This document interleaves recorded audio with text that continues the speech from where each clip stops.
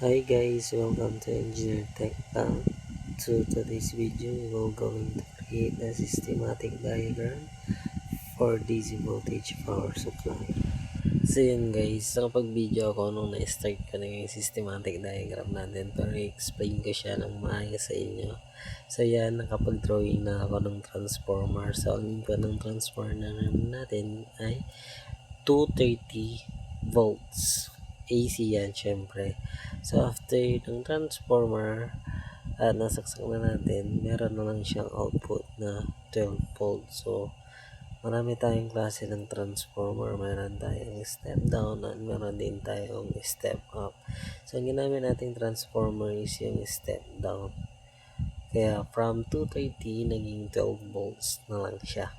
And then isasaksak natin yung transformer sa mga diodes. So kung nakikita nyo yung diode, kapag nagsama-sama yan, magiging bridge rectifier diode.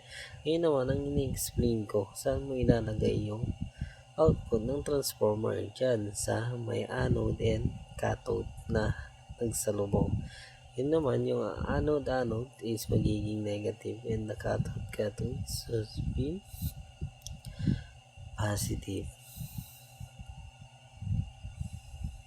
Okay. And then, pupunta siya sa, syempre, dyan sa capacitor, which is the electrolytic capacitor. Kung nakikita yung symbol na yan, ibig sabihin, yung capacitor natin is may polarity.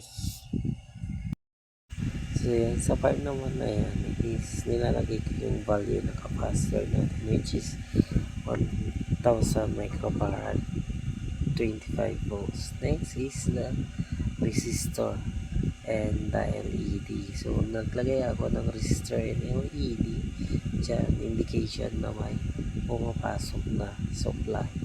And the next is the IC regulator.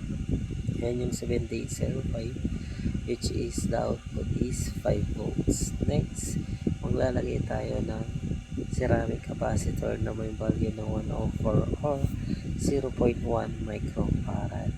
And the next is resistor again and the LED, which is the output voltage or indicator. And so after that, yun na yung systematic diagram natin.